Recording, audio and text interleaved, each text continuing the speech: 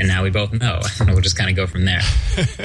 So I haven't gotten any like huge, like massive leak of something that no one was ever meant to know that could like ruin some company or make some company famous. I don't even know. But yeah, I've gotten some smaller stuff that's been really useful, but I guess that's about it.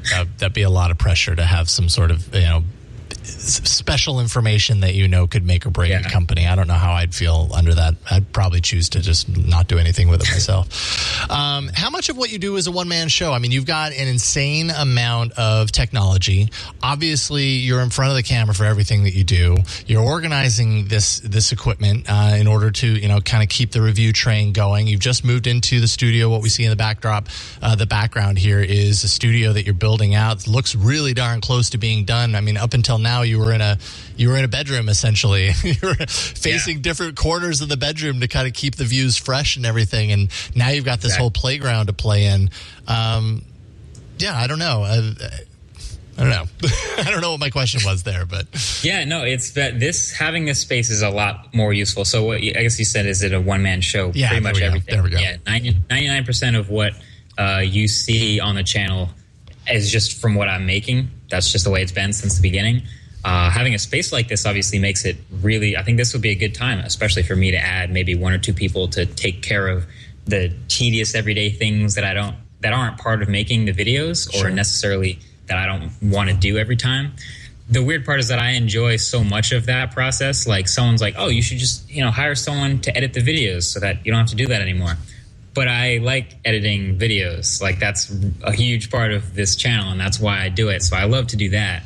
Have someone, write the videos, have someone do these things. From point A to point Z, I kind of enjoy the video making process. So if anything, adding someone would be like, here's the inbox, just go handle that today, or something like that. But and the different angles in the space, and just in general, now that I'm graduated, having more to go out during the day or to go to events or to find new locations or things to make videos about, makes it a lot more fun. Yeah, not to mention, I mean, when you're so intrinsically involved as you from the beginning with the content, with the delivery, producing what you producing the video, editing it all, you're putting your own signature on all of that.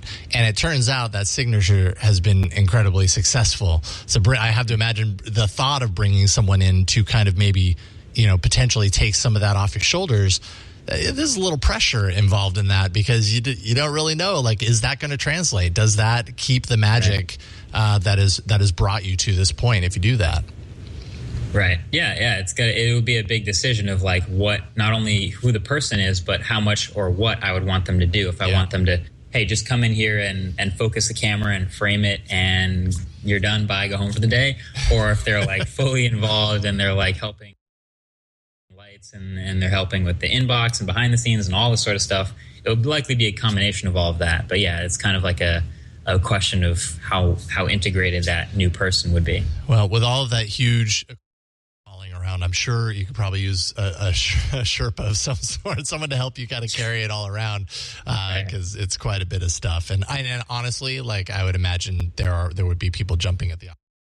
They end up learning kind of from someone who's really successful at it. So there's a big amount of value there.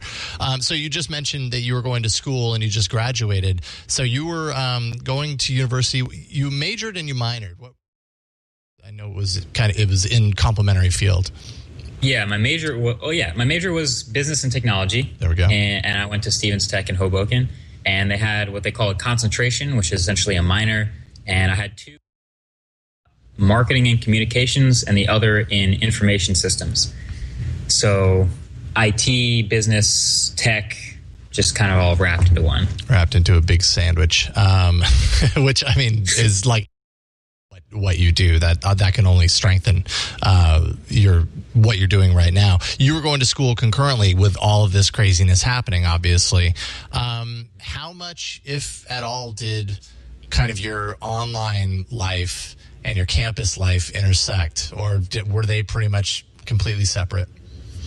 I tried to keep them separate. Yeah. That's pretty much, I go to class. I mean, there's occasionally a class that like directly, like I had a class called, I'm pretty sure it was called like social media or something like that. Or like in the class, we were literally learning about Twitter, Instagram, YouTube. So I'm like, okay, I'm going to learn about this stuff and I'll be able to apply it to real life.